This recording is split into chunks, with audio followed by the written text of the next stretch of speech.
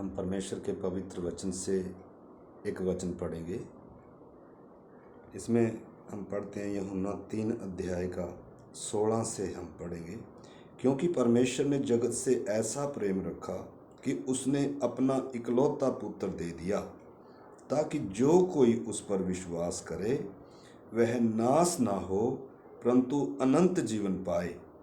परमेश्वर ने अपने पुत्र को जगत में इसीलिए नहीं भेजा कि जगत पर दंड की आज्ञा दे, परंतु इसलिए कि जगत उसके द्वारा उद्धार पाए। जो उस पर विश्वास करता है उस पर दंड की आज्ञा नहीं होती, परंतु जो उस पर विश्वास नहीं करता वह दोषी ठहर चुका है, इसलिए कि उसने परमेश्वर के इकलौते पुत्र के नाम पर विश्वास नहीं किया। और दंड की आज्ञा का कारण यह है कि ज्योति जगत में आई और मनुष्यों ने अंधकार को ज्योति से अधिक प्रिय जाना, क्योंकि उनके काम बुरे थे। इधर हम परमेश्वर के पवित्र वचन से हम देख रहे हैं, परमेश्वर ने सारे जगत से प्रेम किया है। परमेश्वर किसी एक जाति का परमेश्वर नहीं है, परमेश्वर किसी एक देश का परमेश्वर नहीं है, परमेश्वर समस्त मानव जाति का, सारी सृष्टि का परमेश्वर है। और परमेश्वर सबसे क्या करता है? प्रेम करता है। और उसने वो प्रेम कैसे प्रकट किया? लिखा है परमेश्वर ने जगत से ऐसे प्रेम रखा कि उसने अपना इकलौता पुत्र दे दिया, ताकि जो कोई उस पर विश्वास करे वो नाश ना हो जाए परंतु अनंत जीवन पाए। तो इस करके आज हर एक व्यक्ति की जरूरत क्या है? अनंत जीवन पाना, उद्धार पाना, मुक्ति पाना, पापों की क्षमा और परमेश्वर से मेल करना एक व्यक्ति की सबसे बड़ी जरूरत है। परमेश्वर सारे जगत से प्यार करता है और परमेश्वर नहीं चाहता कि कोई भी क्या हो जाए, नाश हो जाए। इसलिए सबको एक समान परमेश्वर प्यार करता है, किसी से पक्षपात नहीं करता। परमेश्वर ने संपूर्ण मानव जाति के लिए एक ही रास्ता दिया है और वो प्रभु यीशु मसीह है। प्रभु यीशु कहता है, मार्ग, सत्य और जीवन मैं ही हूं, बिना मेरे द्वारा कोई पिता के पास, परमेश्वर के पास नहीं जा सकता। और वे प्रभु दावा करते हैं कि जगत की ज्योति मैं हूं, जो मेरे पास आएगा, जो मेरे पीछे चलेगा, वो कभी भी इस अंधकार में नहीं चलेगा। कौन सा अंधकार, कौन सी मृत्यु, क्या है वो नाश? इन चीजों को समझना हर एक व्यक्ति को अति जरूरी है। तो इस करके परमेश्वर सबका एक ही परमेश्वर है, बिना पक्षपात के वो सबको एक समान प्यार करता है। जैसे परमेश्वर ने सबके लिए आकाश में एक सूरज ठहराया इस पृथ्वी के लिए, ताकि सबको उसी सूरज से क्या मिले? प्रकाश मिले, ऊर्जा मिले। तो परमेश्वर सारी पृथ्वी का परमेश्वर है और सारी पृथ्वी के लोगों के लिए परमेश्वर ने एक ही रास्ता दिया है, वो है प्रभु यीशु मसीह। तो इसलिए परमेश्वर का वचन कहता है, जो कोई उस पर विश्वास करेगा। प्यार सबसे करता है परमेश्वर, लेकिन उद्धार किसका होगा? नाश होने से कौन बचेगा? जो उस पुत्र पर, प्रभु यीशु मसीह पर जो विश्वास करेगा। क्या विश्वास करेगा? वो चंगा करने वाला करके है नहीं, ऐसा विश्वास नहीं। क्या विश्वास? कि यीशु मसीह मुझ पापी के लिए स्वर्ग से जमीन पर आया, कुमारी के द्वारा देहधारी हुआ। वो अनादि ईश्वर, वो परमेश्वर मनुष्य को उद्धार देने के लिए, मनुष्य को पाप की गुलामी से छुड़ाने के लिए, मनुष्य को नाश होने से बचाने के लिए, मनुष्य को अंधकार से छुड़ाने के लिए और मनुष्य को परमेश्वर से मेल कराने और मनुष्य को अंधकार के वश से छुड़ाकर परमेश्वर के राज्य में प्रवेश कराने के लिए यीशु मसीह आया है। क्रूस पर वो मेरे लिए मरा है और उसने मेरे उद्धार की पूरी कीमत क्या करी है? अदा करी है। जो कोई भी इस प्रभु यीशु मसीह को अपने व्यक्तिगत जीवन का प्रभु और उद्धार करता, छुड़ाने वाला कर कर स्वीकार करेगा, वो नाश नहीं होगा, वो अनंत जीवन पाएगा। परंतु लिखा जो उस पर विश्वास नहीं करेगा उसके ऊपर दंड की आज्ञा हो चुकी है। और दंड की आज्ञा का कारण यही है, वचन में लिखा ज्योति जगत में आई परंतु मनुष्यों ने अंधकार को ज्योति से अधिक प्रिय जाना। तो इस चीज को हमने अच्छे से क्या करना है, समझना है कि दंड की आज्ञा का कारण अभी ये है, यीशु पर विश्वास ना लाकर, यीशु को अपने व्यक्तिगत जीवन का प्रभु और उद्धारकर्ता ना स्वीकार कर कर, या यीशु से बढ़कर या ज्योति से बढ़कर अंधकार को प्रिय जानना, संसार को प्रिय जानना, यही दंड की आज्ञा का कारण है। इसलिए परमेश्वर का पवित्र वचन कहता है, यीशु ने, अगर आप 8 का 12 पढ़ेंगे, ये 12 का 8 है, सॉरी, उसमें लिखा है, यीशु कहता है जगत की ज्योति मैं हूँ, मैं इसलिए आया हूँ ताकि वे जीवन पाएं, वो प्रकाश पाएं, वो ज्योति पाएं। लिखा है जो लोग अंधियारे में बैठे थे, अंधियारे में चल रहे थे, जो अंधकार में थे, उनके ऊपर एक ज्योति चमकी, उन्होंने एक उजियाले को देखा।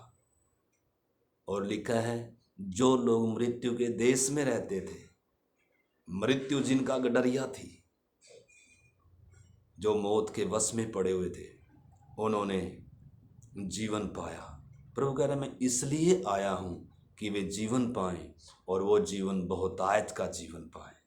इसलिए प्रभु यीशु मसीह किसी धर्म, जाति या समाज की स्थापना करने के लिए नहीं आए, बल्कि एक पापी का उद्धार करने आए, परमेश्वर से मेल कराने के लिए आए, एक व्यक्ति को अंधेरे से निकाल कर प्रकाश में लाने के लिए आए। अगर हम और भी परमेश्वर के वचन से पढ़ते हैं तो जिन्होंने प्रभु यीशु मसीह पर विश्वास किया, परमेश्वर का वचन कहता है तुम पहले क्या थे, अंधकार थे, परंतु अब प्रभु में क्या हो, ज्योति हो। तो इस करके हमें समझना है हम ज्योति की संतान हैं। जगत में 2 प्रकार के लोग हैं, अंधकार के वश में पड़े हुए हैं, रात की संतान है वचन कहता है, और दूसरा दिन की संतान, ज्योति की संतान, परमेश्वर की संतान है। पहले हम संसार की रीति पर चलते थे, अंधकार में चलते थे, जब हम प्रभु पर विश्वास नहीं करते थे।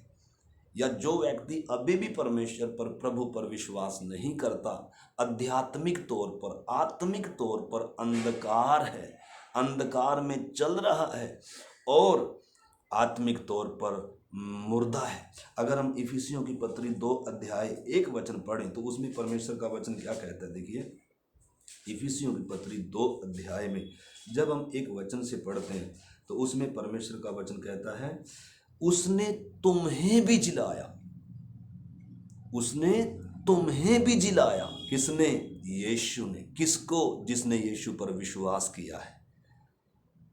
देखिए उसने तुम्हें भी जिलाया जो अपने अपराधों और पापों के कारण मरे हुए थे।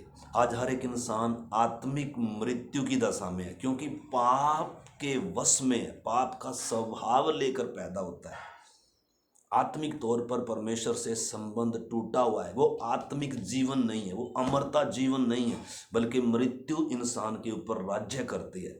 मृत्यु की दशा में है एक इंसान, परमेश्वर के साथ उसका संबंध नहीं है, परमेश्वर का जीवन उसके अंदर नहीं है। तो इधर लिखा है उसने तुम्हें भी जिलाया जो अपने पापों और अपराधों के कारण मरे हुए थे, जिनमें तुम पहले इस संसार की रीति पर, यीशु मसीह पर विश्वास करने से पहले एक व्यक्ति इस संसार की रीति पर चलता है, इस संसार की रीति पर चलता है, अंधकार में है, मृत्यु के वश में है और इस संसार की रीति पर चलते थे।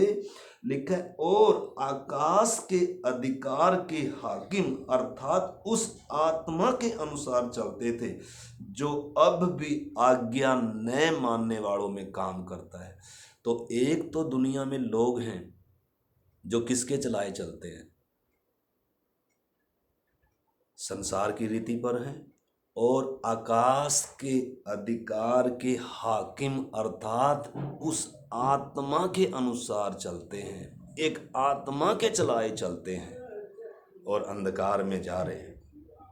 लेकिन जब प्रभु पर विश्वास करते हैं, अंधकार हट गया, पापों का बोझ हट गया, परमेश्वर से मेल हो गया, मौत का वो भय हमारे जीवन से अलग हो गया, एक नई जिंदगी की शुरुआत हुई। धर्म नहीं बदला, प्रभु किसी का धर्म नहीं बदलते हैं। धर्म सब ठीक है, धर्म सब अपनी अपनी जगह अच्छे हैं। प्रभु किसी का धर्म बदलने के लिए नहीं आए। प्रभु एक मरे हुए व्यक्ति को जीवन देने के लिए आए, अंधकार में पड़े व्यक्ति को ज्योति में लाने के लिए आए, परमेश्वर से जिसका संबंध टूटा हो उसका संबंध परमेश्वर से जोड़ने के लिए आए।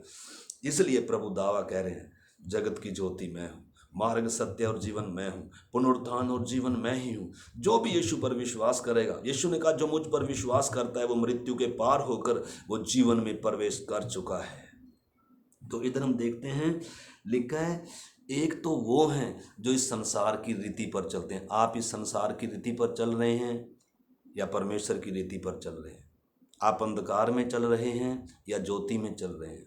आप अंधकार के कामों को प्रकट करते हैं या ज्योति के गुणों को प्रकट करते हैं? आपके जीवन से दिखता है। एक व्यक्ति जो ज्योति में आया है, जो परमेश्वर की संतान है, जो ज्योति की संतान है, जो मरे हुओं में से जी उठा, जिसकी आंखें खुल गई, वो पुराने मार्ग पर नहीं चलेगा, वो संसार की रीति पर नहीं चलेगा, वो परमेश्वर की रीति पर चलेगा। वो उस आत्मा के अनुसार नहीं चलेगा जिसके अनुसार दुनिया चलती है, बल्कि वो उस आत्मा के अनुसार चलेगा जो सहायक के तौर पर उसको दिया गया। प्रभु यीशु मसीह पर विश्वास करने से बहुत कुछ हुआ है, बहुत कुछ हुआ है। एक कार्य ये भी हुआ, जो यीशु पर विश्वास करते हैं उनको पर प्रभु ने अपनी आत्मा दिया है, सहायक दिया है। इसलिए दिया ताकि हम उस आत्मा के अनुसार चले, हम ज्योति में चले, हम संसार की रीति पर ना चले। इसलिए मेरे प्यारे भाई बहन, आप जो प्रभु पर विश्वास करते हैं, क्या आप जीवन पाए हैं, ज्योति में आए हैं?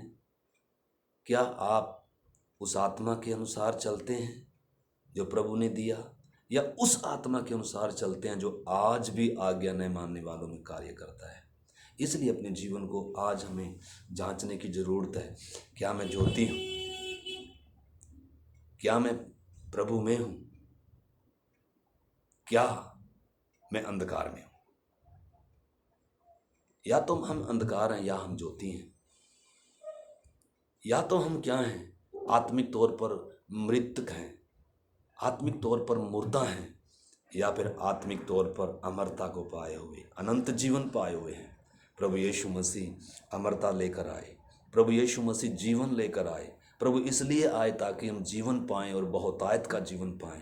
प्रभु यीशु किसी को रिवाज देने के लिए नहीं आए, किसी का धर्म बदलने के लिए नहीं आए, कोई नया पंथ चलाने के लिए नहीं आए। दुनिया में वो तो बहुत हैं। इस संसार की रीति को अगर हम देखें तो अलग अलग रिवाज हैं, अलग अलग पंथ हैं, अलग अलग तौर तरीके हैं दुनिया के, उसके अनुसार चलते हैं। लेकिन प्रभु यीशु मसीह अंधकार में से निकाल कर ज्योति में लेकर आने के लिए आए। इसलिए मेरे प्यारे भाई बहन, क्या आप यीशु पर विश्वास करते हैं? क्या आपने अमरता पाई है? आप अंधकार हैं आज भी या ज्योति हैं? आपके जीवन से अंधकार के काम प्रकट होते हैं या ज्योति के काम प्रकट होते हैं? ज्योति के गुण, इसलिए लिखा है तुम पहले अंधकार थे परंतु अब प्रभु में क्या हो? ज्योति हो। और तुम ज्योति के गुणों को क्या करो? प्रकट करो। परमेश्वर ने तुम्हें अंधकार में से अद्भुत ज्योति में बुलाया है। इसलिए मेरे प्यारे भाई बहनों, आज जो भी इस पवित्र वचन को सुन रहे हैं, आप थोड़ी देर अपने अंदर झांके। आप ज्योति की संतान हैं या अंधकार हैं? आप संसार में हैं या आप प्रभु में हैं? आप उस आत्मा के अनुसार चलते हैं जो जिस रीति पर संसार चलता है, या आप पवित्र आत्मा के अनुसार, आप वचन के अनुसार, आप प्रभु के पीछे चलते हैं? आपने प्रभु में जीवन पाया है। जमीन और आसमान का अंतर है। पहले अंधकार थे, अब ज्योति हैं। पहले अंधे थे, अब देखते हैं। पहले मरे हुए थे, अब जी उठे हैं। आइए हम अपने जीवन को जांचें। प्यारे प्रभु, धन्यवाद इस पवित्र वचन के लिए, हर एक को अपने जीवन को जांचने के लिए कि मैं ज्योति में हूँ या अंधकार में हूँ, मैं पवित्र आत्मा के चलाए चलता हूँ या मैं उस आत्मा के अनुसार चलता हूँ जो आज भी आज्ञा न मानने वालों में काम करता है। प्यारे प्रभु, इस जीवन को जो बहुमूल्य है, जो थोड़े समय के लिए है, हर एक को इस बात को पहचानने के लिए प्रभु, इस बेशकीमती उद्धार को, इस अनंत जीवन को पहचानने के लिए और आपको पहचानने के लिए प्रभु आप मदद करना। प्रभु पवित्र आत्मा सहायता करे, आपके हाथ में सौंपते हैं पिता। धन्यवाद करते हैं, आपने हमारी प्रार्थना को सुना है पिता। धन्यवाद के साथ प्रार्थना को यीशु मसीह के नाम से मांगते हैं, आमीन आमीन।